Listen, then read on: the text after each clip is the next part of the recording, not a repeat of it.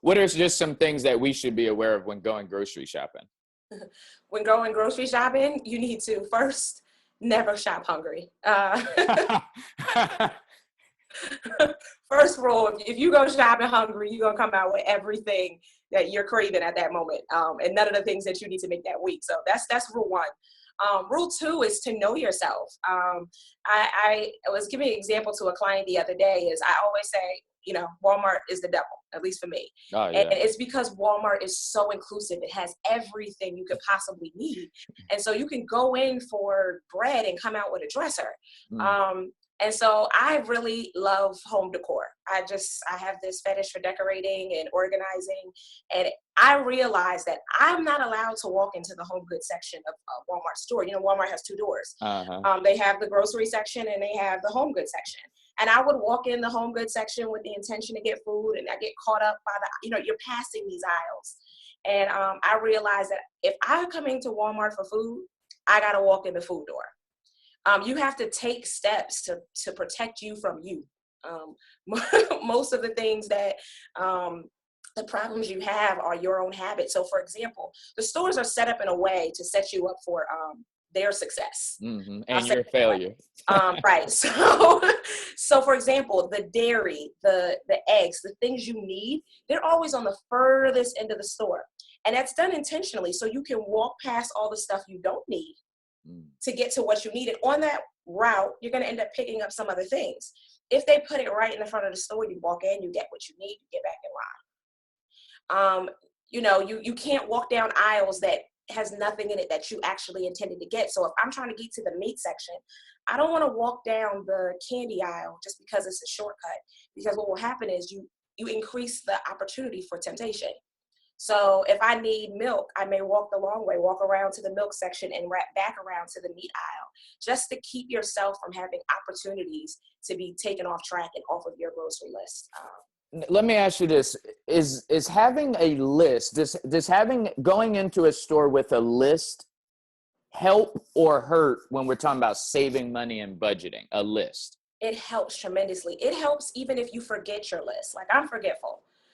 But if you write down your list, there's something that's connected to the actual activity of handwriting something down. So even if you write your list and you went to the store and you forgot your list, you're going to remember more things on your list than if you had never written it down and you just had it in your head. And so I always encourage people to write a list and keep a list. And one of the things I do is I keep a running list all week long.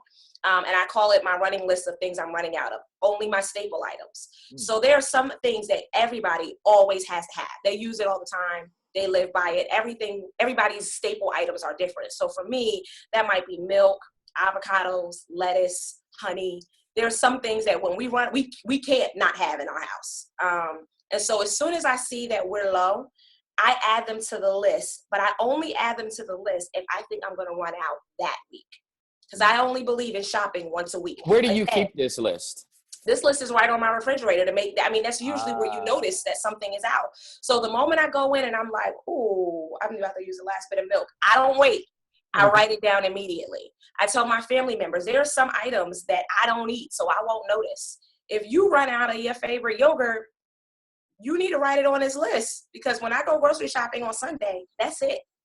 If we run out of milk midweek, eat oatmeal for breakfast, eggs for breakfast. And you call this the running out list? What is it called? I love this. I call it my running list, but it really is a list of things I'm running out. It's a running list because it keeps going all week long. I believe that you should only grocery shop once a week. Because every time you walk into the store, you have the opportunity to deviate from what you came for. So the less frequently you walk into the store, the less opportunity you have to go over your budget. So I write my list all week long. If I notice that we're running low on paper towels, if I think we can get to the next Sunday, I don't write it on the list yet. It's not needed that week.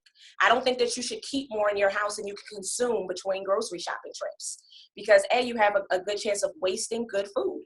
I mean, if you buy, 2 gallons of milk, but you can only consume 1 gallon of milk before it goes bad, you've wasted money and food. And time. Yeah, and time and space.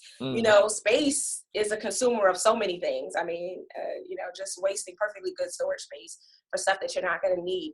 Before I moved into this house, and this is where that epiphany came, is I had to throw away so much food. I just believed in always having my cabinets fully stocked. And I had canned goods. I don't even like canned vegetables. But I just something, that's part of the thing about rootedness. A lot of people don't realize that their financial habits were given to them by their family, their friends, the things that they saw growing up. So because I saw that, my mother lived by her pantry, she always had, food stored. I felt like I had to store these things too. And I don't even like canned vegetables. So I buy fresh or frozen vegetables each week because that's what I prefer. But I didn't realize that right away. I was just doing what I knew. All right. So now I got to